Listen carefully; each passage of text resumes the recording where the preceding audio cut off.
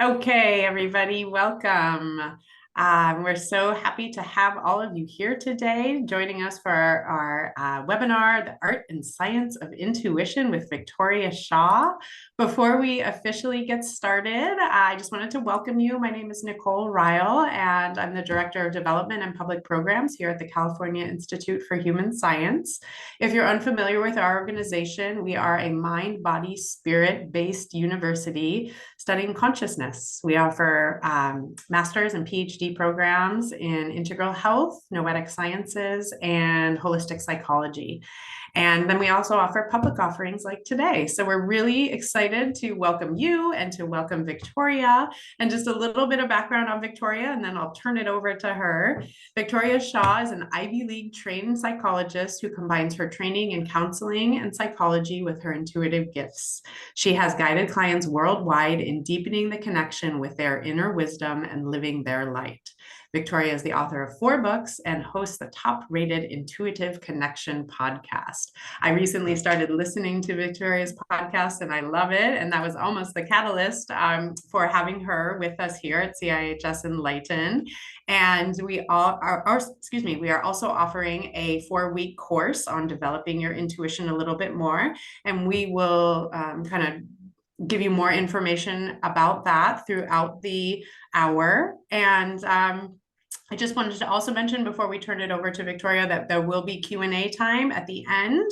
So if you can save your questions, and we can use the Q&A box, or you can raise your hand and speak your question to Victoria directly once we're in that section. So thank you, Victoria. Welcome. I'm so excited. And, I always start these talks with my story. You can see it on the board. And, as you were talking about CIHS, it's so magical because my story is someone who wanted to pursue all those, like, understanding what is consciousness, understanding all of this stuff. And unfortunately, at the time for me, the only way to do that was to be, the standard academic route. And so I pursued my doctorate in psychology. I had studied philosophy a little bit too, but psychology was where I felt the pull and the call. And as I went forward in that journey, I lost my passion because at the time that field could not,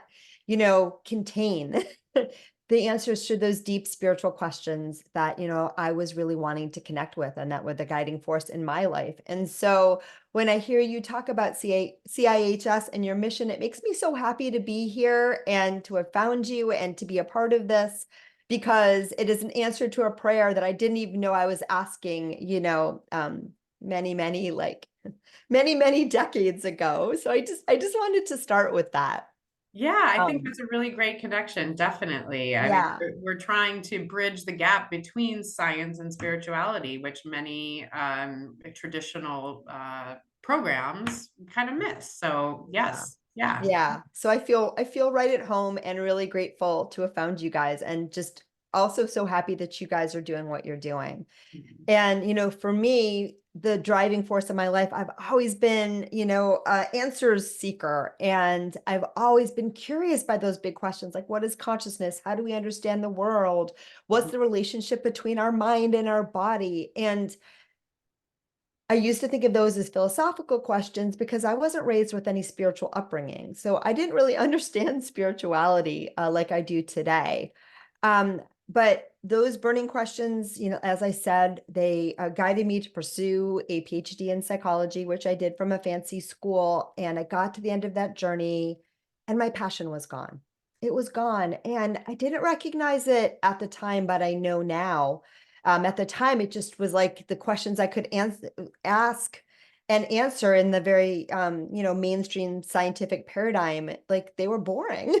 They were boring. I couldn't, there was no way to, like, get to those big questions. And I remember asking my advisor, who was about as, high in the field as one could be. And I remember asking him, Phil, when do we get to ask those really interesting questions? And he looked at me and he says, I don't know. And that was the moment when I said, okay, this isn't for me. And I took some time off, and I took some time off to raise my family, but the longings and the nudges, they weren't going away. And I was very, very fortunate to be connected with a very out of the box pediatrician who, through helping my kids, introduced me to this whole world of intuition and energy healing and all of these non-ordinary spiritual things that I didn't even know existed. And it changed my life. It changed my life. And I recognized too, and we're going to talk about this a lot today, that everything that I'd ever been rewarded for in my life was actually my intuition. I was a channeler throughout my life, but I just didn't know what it was called.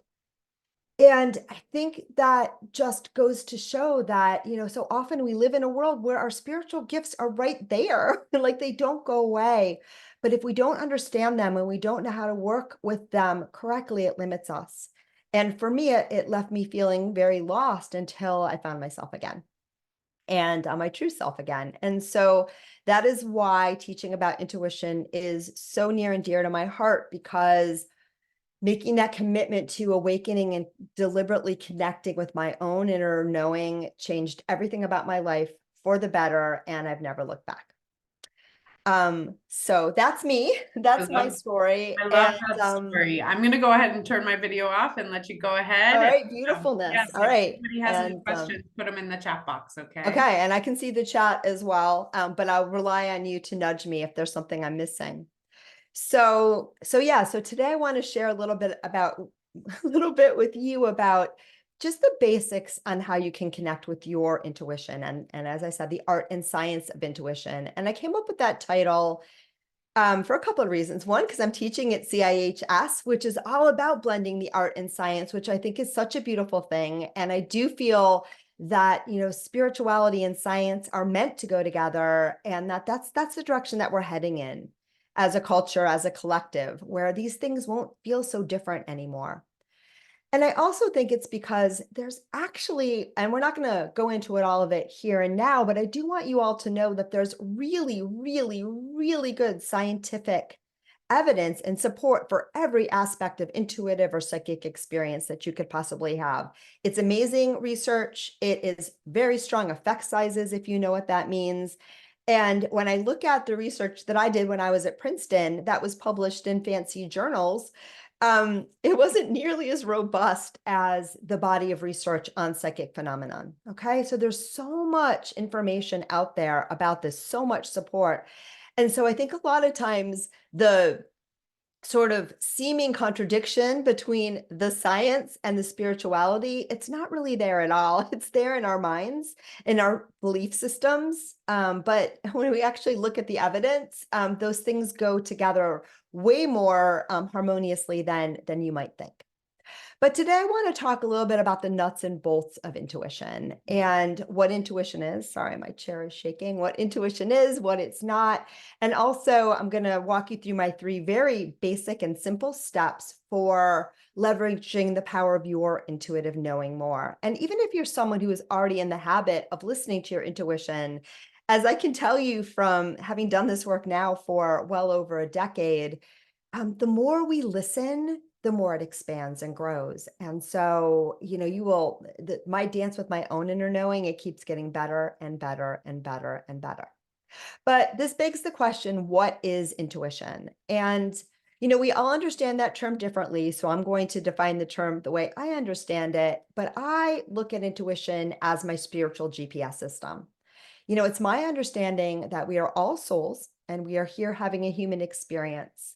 And when we come into these human bodies, we often forget our divine origins, right? We forget all of the wisdom of our soul because in the first 6 years of life, we become enculturated into being human beings. And the human world, unfortunately, up until now, for many of us, doesn't reaffirm our true nature as spiritual beings.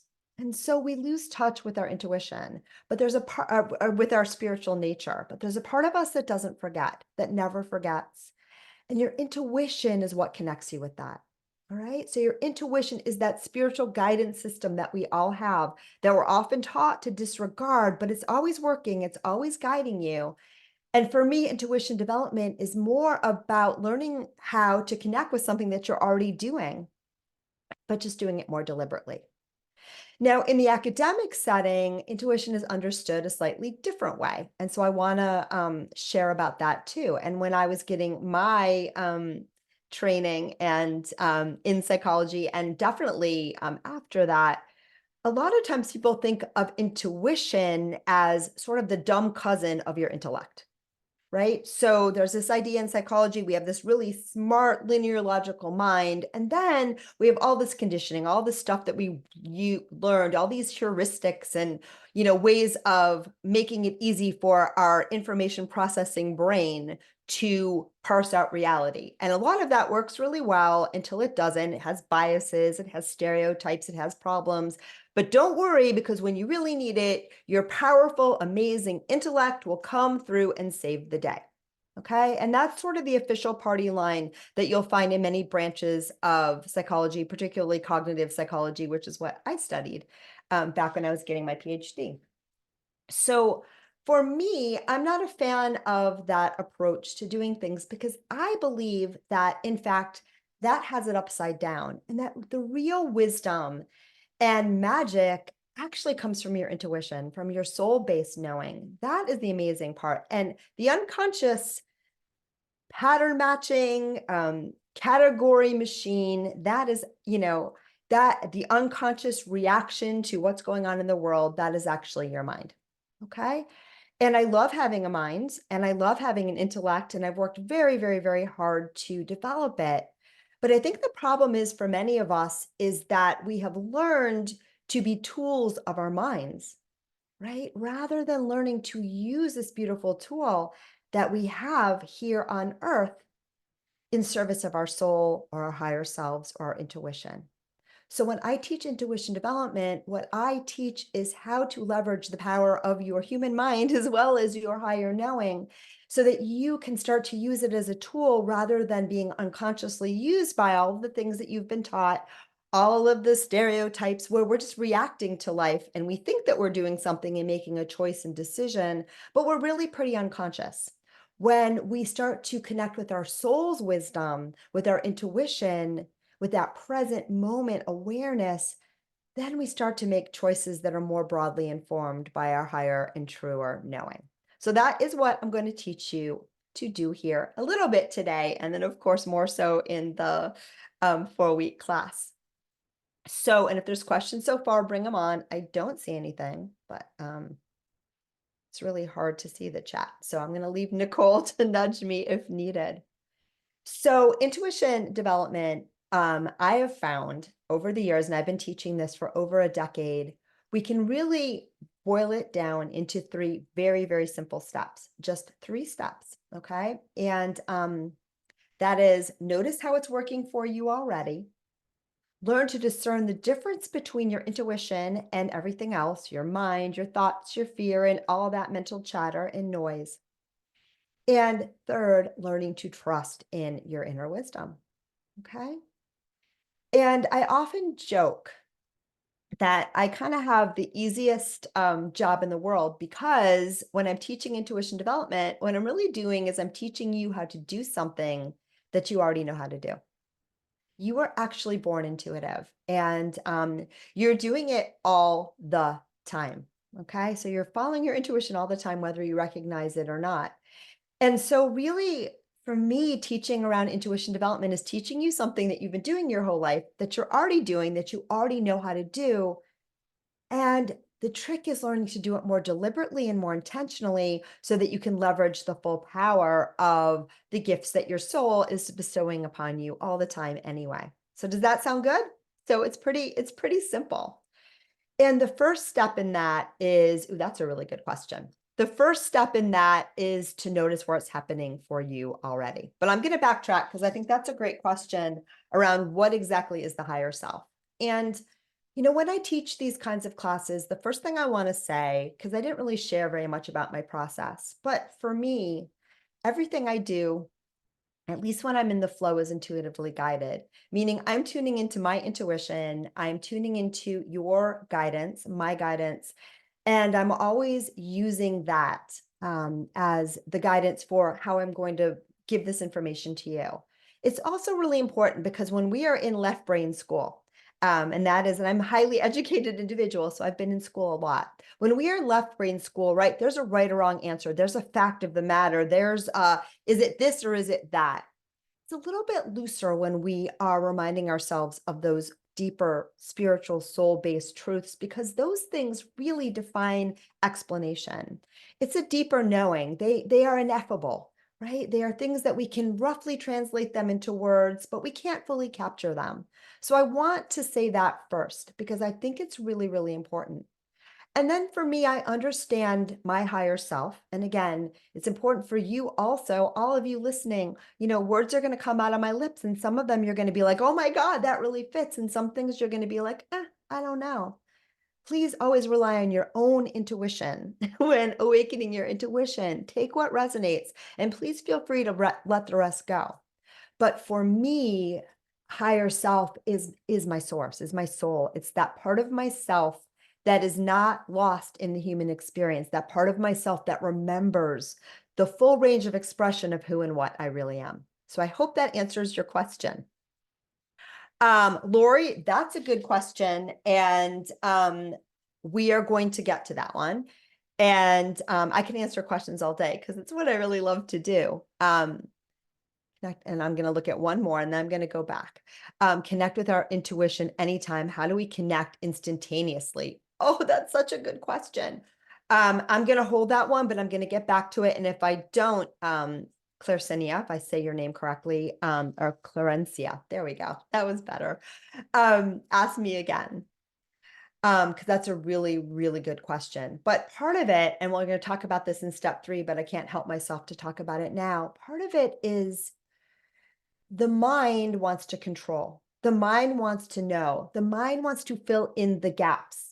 Okay. And so that is how your mind works. Your mind creates noise, a lot of noise. Your soul, your spirit works differently. And intuition can only work in the space of not knowing. Okay. And so when we want to have that instantaneous connection, and we're going to talk about this in step 2, if we get there in discerning, you have to let go in order to receive. So that is the short answer to your question, but we will come back to that. And I love all of your beautiful spiritual questions, which I could spend the whole day answering. I'm going to stick with my program for a little while longer, and then I'm going to make sure that we have time in the end to answer some of these. And these are all things that we'll definitely be able to explore more in the longer class. So the first step to awakening your intuition and using it more intentionally, and by the way, I know you're all spiritual minded peeps, but this all works even if you don't use the word spiritual at all. The first step to awakening your intuition is to notice where it's happening for you already, because it's happening all the time. There's not a person on the planet that does not have connection to their inner knowing. And there are times when we're going like this and going like this. But even then, even when you're in high level of resistance, there's always a little bit coming through. And I often invite people, first of all, to look at times in your life when you knew something and you didn't know how you knew it. But you knew it and you were right? That's your intuition at work. And sometimes we have those experiences where, we knew it. We had that feeling that, oh, maybe I shouldn't take this job, or maybe I shouldn't marry this person, or maybe I should turn left instead of turning right. And we didn't listen. And then we had the beautiful validation that our intuition was working just fine. And we just disregarded it. I love those moments because those are often the most potent and powerful reminders that your intuition is always working for you. But the other one too is look at places in your life where you're in the flow. Look at the things that come easily for you. Look at all the amazing things that you have brought into your life, all your amazing accomplishments, things that you've been rewarded for. And I promise you that your intuition played a significant role in guiding you to create those things, to experience those things, to find those things, to produce those things, because your intuition is always behind all of the gold in your life. Your mind will come in very quickly and take credit because we've all been taught that the mind is doing all the work. And so we will, and sometimes too, we've been taught, right, early on, we have an inspiration, we have an idea, we have a knowing, we go to our caregivers, we go to our teachers, and we say, I know this, and they look us in the eye and they say, how do you know that? You can't know that. And we shut it down. And so we learn that there are acceptable ways, right, that we can know things and unacceptable ways. And so we stop giving credit to our intuition, but it doesn't go away. So start to tune into where to start to tune in, understand where your intuition is already flowing for you. Look at those areas where you already have that ease and that grace, because that can be really, really helpful. And I often invite people to go back and journal a little bit about all the times, that you think were your intuition, because what we focus on grows. So as you focus more on your intuition, you invite it to come and play with you more and more and more and more. Okay, so that is step one. And as you are tuning into your intuition and noticing how it's been working for you all along and it's working for you more and more, you're going to discover it's going to ramp up. And you're also going to start to know the unique way in which your intuition speaks to you. And it's really different for everyone. Sometimes it's a gut feeling in our body. Sometimes it's a calm, clear voice in our mind. Sometimes it's a sign in the outside world, right? Sometimes we have a vision. But intuition speaks to us all in unique ways. And I always recommend to start with the one that is already working and flowing for you. Start with one comes naturally to you. Oftentimes I'll have people and they've studied famous psychics and, or they've followed me for a while and they want to do exactly what I do. Like, I want to do what you do, Victoria. And I can teach you a little bit about my process for sure, because that may awaken a knowing in you. But what's important to know is we all have our own unique intuitive gifts. And your intuition is the voice of your soul.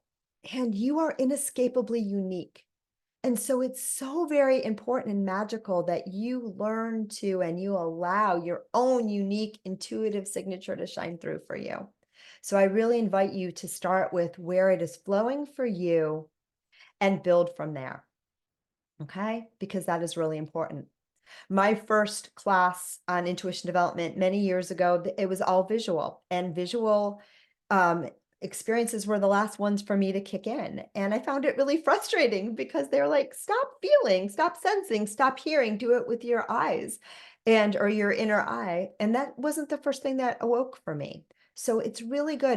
But it was a great lesson because I learned that I had to listen to how my intuition was flowing and build from there. And now I get visual nudges all the time. Okay, so step one is to notice. And I just invite you all just for a moment to see if you can think of one experience. And probably many of you have so many more of something that you thought was your intuition that you even either followed or didn't and turned out to be 100% right. Right. And I've been teaching intuition development now for well over 15 years. And I have never had anyone raise their hand and say they can't think of at least one example. Right. And that is proof positive of your intuition at work. So the second step, and this is where a lot of people get hung up, and this is where a lot of the teaching really occurs. The second step is learning to tell the difference between your intuition and everything else, all the noise of the mind.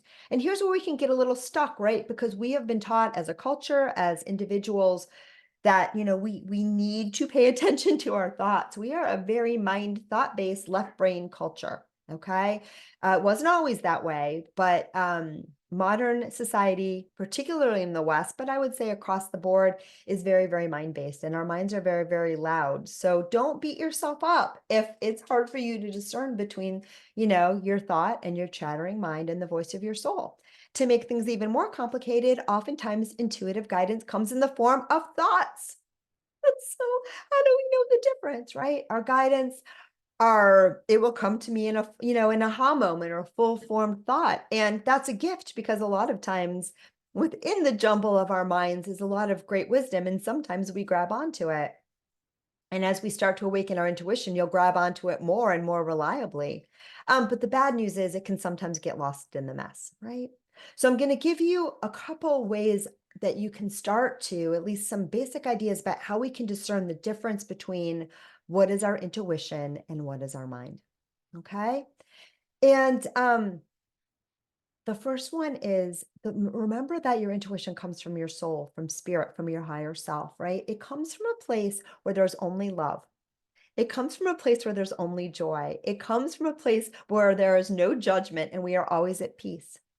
So I always say if the voice in your mind okay, or any kind of intuitive hit that you think that you're getting, if it is fearful, right? If it is hurtful, if it is unkind, it is your mind. Because if it has a very strong emotionally charge at all, it is likely coming from your mind and your social conditioning and not from your inner wisdom, not from your higher guidance. Because your higher self does not live in fear. It can't even go there with you. That is very particular to the human experience. Okay. So that's the first one. Even in times in my life when I have had information come through, right, where it was something that maybe my mind was not very excited about, the initial intuitive hit was always emotionally neutral. It was always emotionally neutral.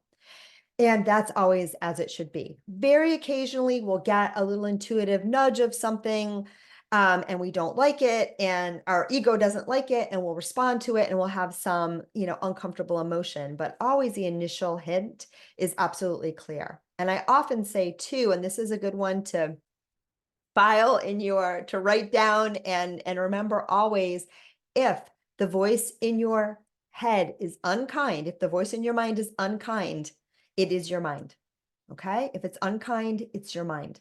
Always. Your higher self, your spirit guides, and these are all the things that I believe we tap into when we tap into our intuition, loves the pants off of you. So it is not actually possible for that ever be unkind. Okay. And so the voice of your intuition will always be loving. Okay. The voice of our soul is often very quiet and subtle. Okay.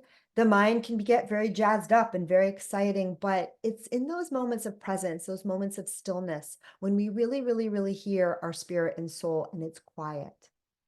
Okay, so that's important too. And the thing that helps us connect with our intuition the very, very most, and I alluded to this before, and we'll talk about this a lot more in the 4-week class about how it works, what we can do, and why it works. But the thing that will help you connect with your intuition first and foremost is learning to quiet your mind. Whatever practice works for you to quiet the mind, be it meditation, be it spending time in nature, be mindful movement like yoga. Driving is one that works for people, breath work. But whenever you can do to still the mind, that is how you will connect with your intuition, because that it is in the gaps between thoughts that we reconnect with our soul and who and what we really are. And that is where your intuition comes through. So oftentimes, if that thought is really loud and overwhelming, it may not be your intuition. Okay. And the last really big difference between intuition and the mind, and this is a big one, and this answers or addresses the question that was posed before about how do we have intuition on demand? And it seems like a paradox, but it's not. Your mind often is very attached to the outcome, right? It's often where we really want to know, right? But your intuition is surrendered. Your intuition comes from a state of being very, very pleased with what is. Okay. And it is from that state of trust and allowing and surrender that we can most connect with our inner knowing. Okay. And so sometimes when we really want an answer really, really, really hard, or we have a particular answer that we have in mind that we really want to hear, we will block our intuition. We will block our intuition, and our mind will come in and tell us what we want to hear, because we're not ready to surrender and release and see what, really is our soul wants to share with us. And the cool thing about surrendering and letting go of the mind is a beautiful tool, right? But all it can really do is regurgitate and make patterns and categories based on how it interpreted past experience. So your mind will make interpretations and stories about past experience. That's how the left brain works. And then it will project that onto a probable future. Okay. And that is how your left brain creates time for you out of the now, which is the truth of what's really going on. There is no time, but your left brain does a great job of giving you that experience of time. And it does that by telling you what happened in the past, making some stories and assumptions about it, and then pattern matching as things come down the pipeline and projecting that onto the future. Okay. And again, this is really great for letting us, have this 3D experience, which I love to have and participate in this world that I like to be a part of. But it's not the whole truth and that's not the whole picture. And those moments of true inspiration come, right, when we can let go of that, right, what we knew before, right? So all the mind can do is regurgitate what happened in the past and project it onto the future, which means your mind is not truly creative. Right? Your mind can't get the whole picture. Your mind can't see through those old patterns to create something new, but your soul and your spirit can play with your mind to help you to do that. So it is in those gaps between thoughts, in those moments when truly creative change and inspiration can come from, right? And your mind can't do that for you, but your spirit and your soul can. And when you can exist in that space of not knowing with your mind, right? That's when you can start to receive things that will surprise the pants off of you. I often say one of my biggest ways of knowing that it's my intuition is that it's counterintuitive, right? Meaning it's something that I know I never could have thought up myself. And it happens again and again. Things will come through my lips and I'm like, yep, that didn't come from me, right? And so part of connecting with our intuition is really learning to let go and to trust in that. All right, check in the time. I am cruising. I skipped some stuff because I didn't want to get behind, but I think you guys are going to get extra Q&A, which is great because I know you have so many questions. The last step to awakening our intuition and really getting back in touch with it is to trust it. Okay, is to trust it. And for some of us, that's the hardest part because we live in a world, like I've said before, that really tells us that the mind is the way to go. And that if you haven't learned it, if you haven't been taught it, if someone else doesn't validate it for you and agree with you, if the scientific community, which is a very socially constructed entity, right? I have seen many studies that had great research and effect size, and people are like, yeah, but that can't be true. And I love science and I'm not putting it down. I am a scientist at heart, as well as a philosopher and an artist, and most importantly, an intuitive channel. But anyhow, I lost my train of thought, but it will come back. But we live in a world that does not teach us to trust our inner nudges, right? It doesn't teach us to trust our own inclinations. And because of that, so many of us have lost touch with the best source of wisdom that you have for navigating all aspects of your life, right? And that is your inner guidance. And that is that inner knowing that you have that nobody else can tell you if it's right or wrong because they can't know because it's unique to you. So trusting and learning to trust our intuition is probably the biggest gift that you can give yourself. And it's also the biggest gift that you can give to the world because as you are operating more in line with your own true north, you are inviting other people to do it as well. Okay. But it's not always easy because so many of us have so much conditioning that says it's not safe, it's not okay to listen to your intuition.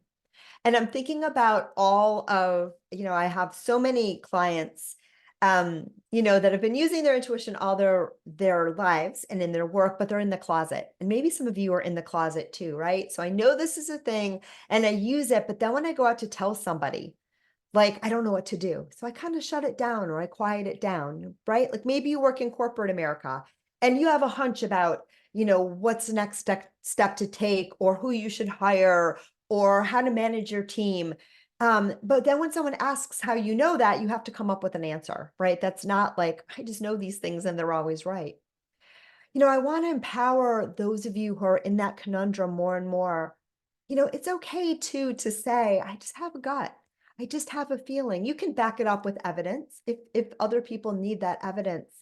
But if you can honor in yourself that you trust and you don't need that evidence, it'll go a long way for you. And you'll probably start to attract into people that are resonant and want to hear what you have to say for your gut feelings anyway. But oftentimes when we find ourselves in a place where other people, are like, you have no evidence for that, we lose trust in ourselves and we shut it down. And remember, you can hold on to your own knowing, even if other people don't understand it yet. It doesn't make it not true. So I just wanted to share because I think some of you needed to hear that. So trusting in our intuition means we release that conditioning that tells us that there's only one way to know. And we start to give ourselves permission again to know and to understand on that deeper level. Okay. That doesn't mean that you can't be skeptical. I love being skeptical. And when someone comes for a reading with me, or a class with me and they are skeptical, I love that. Not, if you're like, I'll never believe in this, this is all BS, that kind of skepticism doesn't usually find its way to me. I like to say that I tend to preach to the choir. But healthy skepticism is really important. Being curious about the science behind psychic experience, being curious about, does this person really, have the gift that they say that they have? Being curious again about, does this really resonate with me? Right? That's so important. So please never lose that, because again, that is tapping you into your own inner knowing. And no one should ever, ever, ever take that away from you, because you are actually, your own best teacher and your own inner guru. Right. So skepticism is really, really healthy. And I really invite that. And curiosity too is really so very important. But a lot of us have conditioning that says it's not safe, it's not okay, it can't be true. And that will shut it down. The second thing, and this is kind of related to trusting more into your intuition, and I think I alluded to it before, is we need to learn to release for that need for external validation. It'll come. It'll come. I can't tell you the crazy experiences that I have had, the crazy coincidences. I was giving a reading the other day, and my mind was blown because something came through for a client, and that person was a little bit skeptical. And it was like, I got a homeopathic remedy came into my mind, and my guidance and what I tuned into was, it was for TMJ, and it was a homeopathic remedy, but they said it had something to do with the jasmine flower. And this person looked at me like I had 7 heads. And I was like, okay, because I've learned to trust it, and I let go of what the other person needs to think. I send forth my guidance, and I trust that, it'll land how it's meant to. But my very next client after that turned out to be a homeopathic pharmacist. So I said, hey, this just came through in another reading, and, I'm curious to know, like, do you know what that remedy is? And he said, yep, it's gelsemium, and that is made from jasmine flowers, and it's for TMJ. Right. So we never know how these things line up. And again, getting that validation, I'm sharing this story with you because it made my day. It's so exciting. It's so magical when these things work out.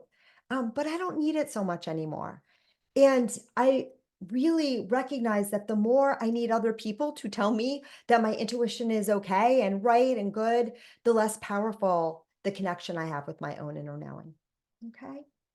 And then the last thing that really gets in the way of our trusting our intuition is that need and desire to have all the answers at once.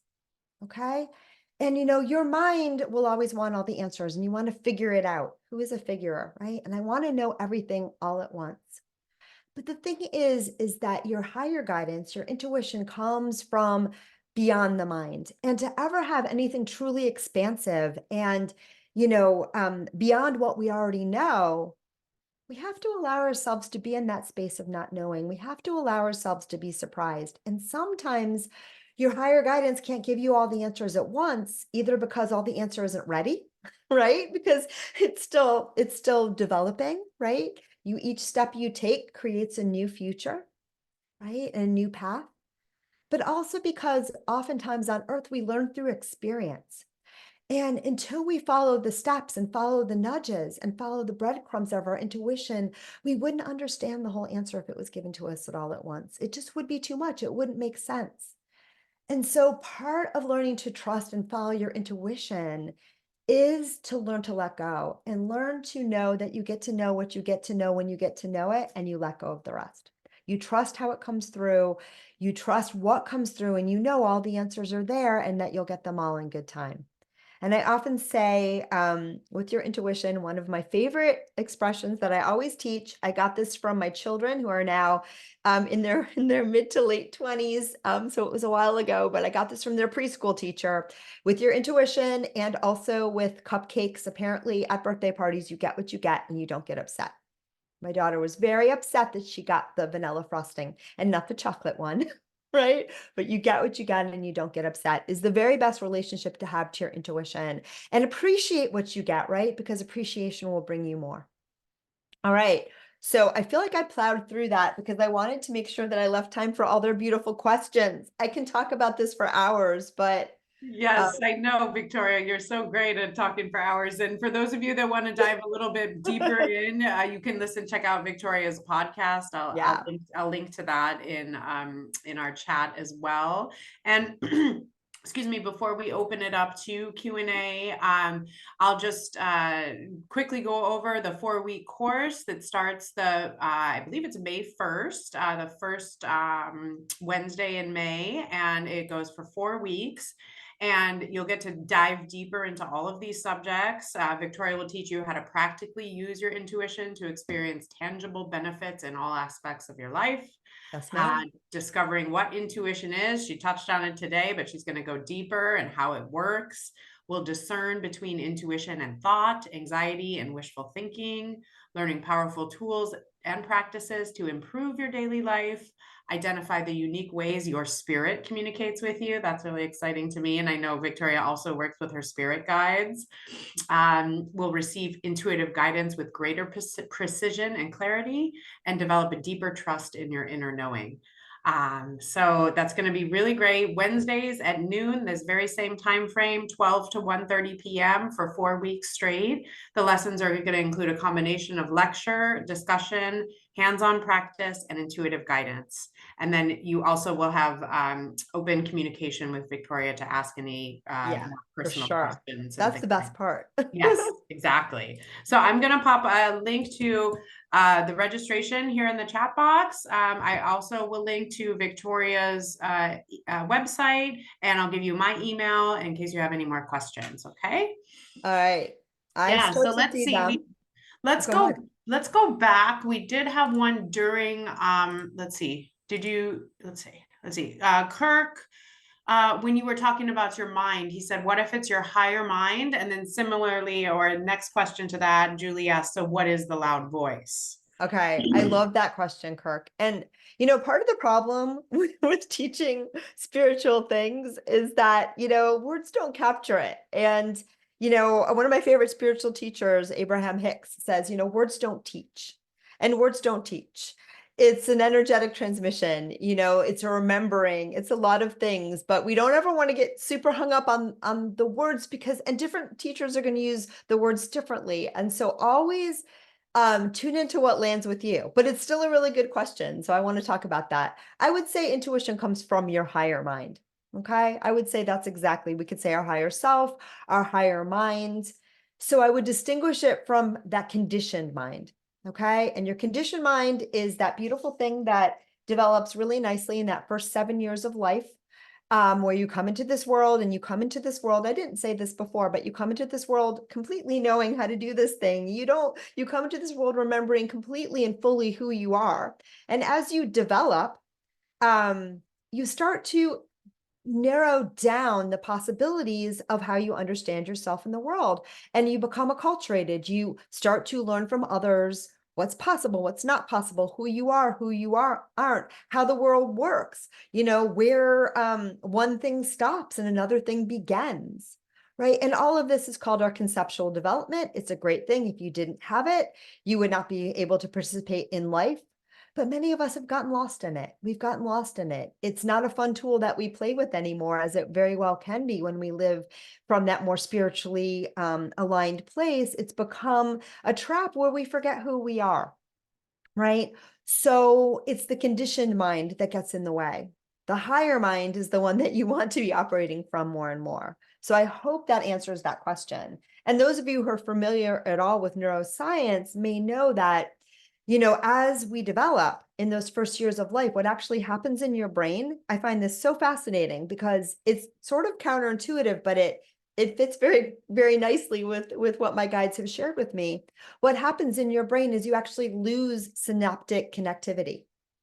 So it's actually a winnowing down that happens in the brain where you lose connections between things. You don't gain connections. So we think about cognitive development, oh, we're learning all these things and we're gaining all these things. But what's really happening is we're narrowing down our perception of reality so that we can participate into this, 3D world. And your brain is a filter. It's a filter.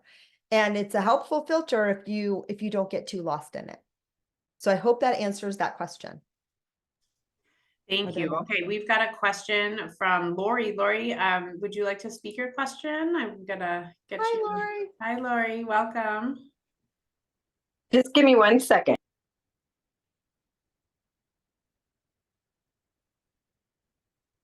We could go over to Geraldine. She's got a question too. You want to come back to you? Yeah, let's grab Geraldine and then we'll grab Lori. All right. Geraldine, are you there?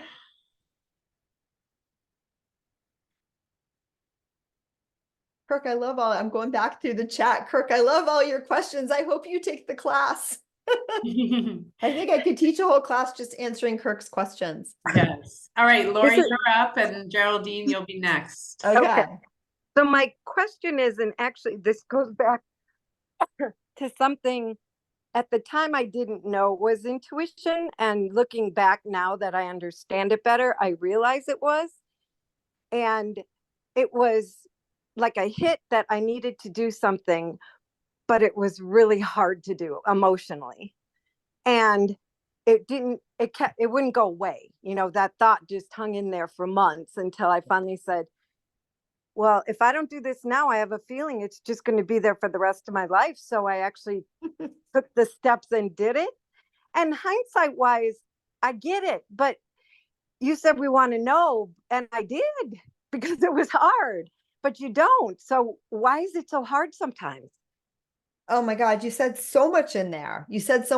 First of all, that's a prime example of hearing your intuition quite clearly, right? Because you knew, and at the same time, you didn't want to know, but the knowing was louder than the not wanting to know, if that makes sense. And I think that that's just really beautiful and a testament to how clearly you were hearing it, because there are times when we hear and we don't want to know. So then, it stays below the surface a lot longer, but you were very, very clear. Right. And I also think we need to be patient with ourselves when we have those things. First of all, don't be afraid of your intuition. A lot of times it tells you to do what you want to do. So it's not always these, you need to jump off the cliff now moments. But sometimes it is. Sometimes, our intuition just knows so much more, and it's really guiding us to something that scares the crap out of our minds. Right. And it's important to be patient with yourself. And I'm not really sure where the question beyond that is here, Lori, because it sounds to me like you did a perfect job of listening and following your intuition. And again, I think that sometimes when we have these nudges that don't feel safe and comfortable to our minds, it's natural and normal to take some time with it.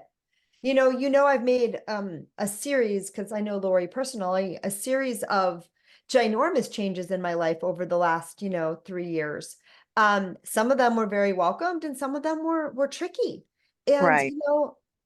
I have no doubt that I made the right choices. And I have no doubt that these were all listening to the nudges of my intuition. And yet a lot of love and care to myself and my human parts in doing this, because I understand that I'm a human, as well as a soul, and the human experience matters. And so it's taking a loving stance to all parts of yourself, but also not believing the BS fully and completely. Does that help? Does that answer the question? Yes, it does help. And it also helps that it was in the past. That it was, sorry? In the past, that I'm realizing now what was going on. And I did it anyway without knowing. And today I wouldn't question it as much. I'd know. Right. Well, that's another great thing that you said too, right? At that point, you knew you had to do it. You just didn't know it was called your intuition, but you knew you had to do it and you knew you had to listen to it. And that's case in point. Like, our intuition is always working, even if we don't have a name for it. But then when we do have a name for it and we understand it and we listen to it and we give it the due that it's deserved, then it just gets so much easier because we're not afraid of it so much anymore. And we can do it more deliberately, as I know you're doing more and more in your life. So thank you for that question. I think that that'll be a benefit for a lot of people. And then Geraldine. Geraldine, are you there? Would you like to ask your question? You just have to unmute yourself if so. We did have another comment from Kirk. You don't know what you don't know. Until you know it. Yes. And we didn't talk so much about the different ways, because I was trying to get to this point, the different ways that we experience our intuition. And it's unique to everyone, but one of the deepest ways that I experience my intuition, and a lot of people do, is in a deep sense of knowing. And, it's a full body knowing, and you don't know how you know, but you know. And Lori alluded to that a little bit. And it's one of the most powerful ways that we experience our intuition, but it's also one of the most confusing, because like there's nothing else to go on other than you just know that you know that you know. So, okay, Geraldine, are you ready?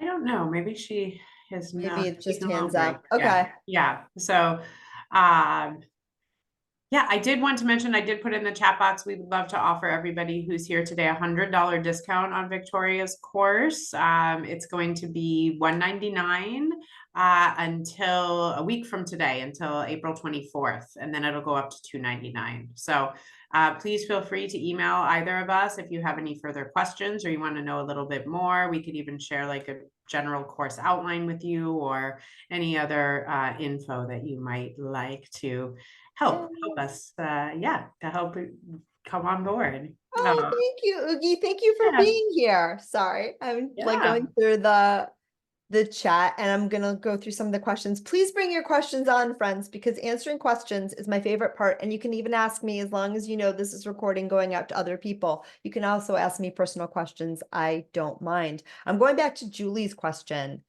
about, so what is the loud voice? Because I want to make sure that we hit that.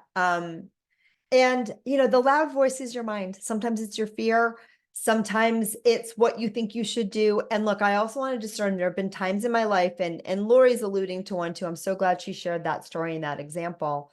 There have been times in my life when my intuition was loud. Okay. There have been times when it's do this, do this, do this, do this. I remember years ago, I got the call to go on a trip to Egypt. 2019. And this was something that was way out of my comfort zone, like way out of my comfort zone. And I remember like this trip came in my inbox, and I was like, I have to go. And I was scared to death. I spent a year, like a couple people, this was when Egypt was first opening up after all of the trouble that they had. So a lot of people actually that signed up for that trip bailed out. It was fine. It was life-changing. It was amazing. But it took me a solid year to like make that leap and do it. But nonetheless, it was the loudest nudge. It was like crazy. And so sometimes it is really loud. But the difference is oftentimes intuition is really quiet and really subtle, and the mind is really loud. And the difference between those loud, big, you got to do it nudges. And I've had a bunch of those in my life, and now I know what they feel like. And when I hear them, I always listen. I always listen because they're so clear. But it's not an emotionally charged loud. It's not like, oh my God, the sky will fall if you don't do this. Right? It's a deep nudge, even with Lori's beautiful example, right? It wasn't like a voice saying, if you don't do this now, your life is going to be over, right? That's your mind. It's a nudge that says, you want to think about this. You really want to do this. This is a really good idea. You should really do this. Like you really want to do this. It's a very different thing. And your higher self, your soul, your spirit source, wherever you want to believe that your intuition comes from, I claim all of the above, actually doesn't care what you do. Okay. It doesn't care what you do. It doesn't judge you. It doesn't think that you're right or wrong, good or bad. It doesn't think like, oh, if she doesn't do it in this life, she failed. That's all in here. Right. So your higher self has no vested interest in what you do or what you don't do. It just wants to guide you to having the most joyful and aligned life that you possibly can. Okay. And it is infinitely patient. Your higher self is infinitely patient because your higher self does not know time. Okay. So just remember that anything that doesn't feel like that is your mind. All right. Any more questions? Bring me more questions, because I know we have a few more minutes, and Yeah. I ended early for you all. Did I miss anything? Yeah, we have some nice testimonials. Thank you, Uki and Evangelina. Oh, thanks, Yeah. Evangelina. Hi. Yes. Yes, I've heard that right, fear is part of it too. If it comes from fear, then that is definitely not your intuition. right? Is that what you? 100,000%. Yeah. Yeah. So if And you're not again, doing something based out of fear, that's your intuition kind of, or that's not your intuition. That's your ego fear-based mind kind of popping in. yes, yes. Like, first of all, like I said before, it's important to honor your human self, right? There's nothing wrong with being afraid. It's normal. We've all learned to fear all sorts of things. I spent that year before that trip to Egypt being terrified, being terrified and seeking every intuitive, psychic, astrology, like every person that I could know, I was asking for reassurance, even though I didn't really need it. And thank God that they all said, yeah, you should go. And then the one that said I shouldn't go, I knew in my soul it wasn't correct. But I held myself through that fear. Like, I didn't beat myself up. I didn't get mad. But I also created a little bit of space between myself and the fear so that the fear wasn't guiding me anymore. Right. So we can acknowledge the fear. We can be gentle with ourselves. We can remind ourselves, just because your intuition tells you that it would be good to do something doesn't mean you have to, because that's something else will shut it down. A lot of times people will, make an appointment and then cancel, and then make an appointment and then cancel, and then make an appointment and then cancel. A lot of times it's because they know what the answer is, right? They know what's coming and they're just not quite ready to hear it yet. Right. Which is funny because they obviously don't need me at all, but please come and make appointments, because it's actually how I support myself. But and then also I love to be of service, but we often do that. We often shut it down if we're afraid, because we know the answer and we don't want to hear it. So when you can be gentle with yourself and say, like, it is a little scary and I don't have to do anything I'm not ready to do, but maybe I'm going to listen, that can be really helpful. And again, if your intuition, and if you are having a very fear-based response, it's probably not your intuition. If your thought is like, if you're always worried about crashing on the plane and then you get nervous every time you get on a plane, that's called anxiety, my friends. That's not called intuition. And there's actually an episode on the podcast about the difference between anxiety and intuition that was really fun. Oh, yeah, I'll look up that one. Kirk, one more time, he said, talk about higher realms. How do higher realms play into intuition? I love your question. And again, a lot of it's just verbiage. So what I believe is that we're having this human experience while simultaneously we're everywhere else at the same time too. And that makes your small mind probably a little bit stretchy. Because these are not things that our small mind we can get little glimpses of it, and little conceptual ways of encapsulating it somewhat, but we can't ascertain the whole truth, because your mind just doesn't work that way. So I think higher realms would fall into the everything else. And, even the word higher would not be my very first choice, although I get it. And I'm using the word higher self. So it's the same thing. But, these are all simultaneous places. And I think we use the word higher self just to differentiate. Higher feels good. It feels aligned. It's the truth of who and what we really are. And we have this opportunity more now than ever to operate in our human space from that place. Okay, that the time is right for it now, where we can bring more of that soul-based, higher self-based, higher realm-based awareness into this human experience. And so that's what I'm inviting you all to do, and that's what trusting your intuition is all about. So I hope that answered your question. Oh, yeah, this has been great, Victoria. Thank you so much for being here. Yeah. Thank you. And thank all of you. Oh, Kate, thank you. It's so good to see all of you guys again. And I'm glad your intuition brought you here today. That's great. Yeah, I was going to say, continue to listen to your intuition. If it's guiding you towards the course, we're happy to have you. And we're happy to host Victoria for a longer period of time. And check out her website, check out her podcast. If you're interested in any offerings that the California Institute for Human Science has, check out our website. Send us emails with questions, and this recording will be available, probably sent out by the end of the week. If you want to rewatch it or have any other questions, please reach out to us. We're so happy that all of you guys are here. If you're new to our community, welcome. And yeah, I'm just so grateful that Victoria's intuition led her to Encinitas, because we've been fortunate enough to meet in person, and she attends a lot of our events here in person as well. So if you are local and you want to see some in-person events with Victoria, let me know. We could probably make that happen too. And yeah, we'll see you soon, hopefully in a few weeks at the start of our course.